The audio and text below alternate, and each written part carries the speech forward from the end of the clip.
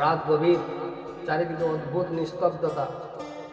আমি ঘরের এক কোণে বসে বাবার পুরনো চেয়ারে হাত বুলাচ্ছি। মনে হচ্ছে বাবা যেন এখনো আমার পাশে বসে আছে। বাস্তবতা বড়ই নির্মম।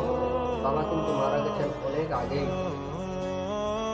যে মানুষটা প্রথম আমাকে হাঁটতে শিখিয়েছিলেন, আজ আমি তার স্মৃতির ভারে বসে আছি। বাবা সবসময় বলতেন, তুই বড় হবি, জীবনে অনেক কিছুই করবি। কিন্তু এখন আমি যতই বড় হই না কেন, বাবার স্নেহ করা হাত আর আমার মাথার উপর নাই। বাবা ছিলেন পরিবারের ছায়া। নিজের চাহিদাগুলো দমিয়ে আমাদের জন্য দিন রাত পরিশ্রম করতেন। বাবা বরাবরই পুরনো জুতো পায়ে কাজে যেতেন। রাতে ক্ষুধার কথা লুকিয়ে বলতেন, আমি খেয়েছি, তুই খেয়ে নে বাবা। এমন মানুষ কিভাবে চলে যায় চিরতরে।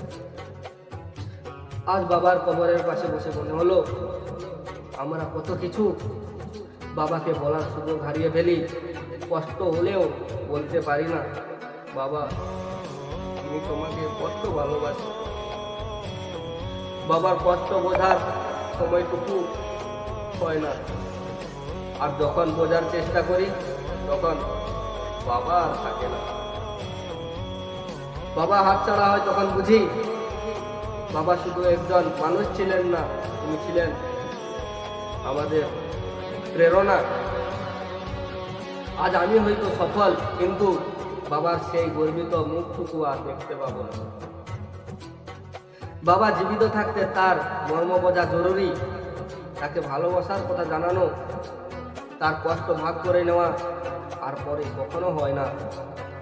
যাদের বাবা এখনো আছেন তাদের বলি, বাবাকে আগলে রাখতে শেখো। কারণ একবার তুই চলে গেলে সেই শূন্যতা জীবনে আর কখনো পূরণ হবে না।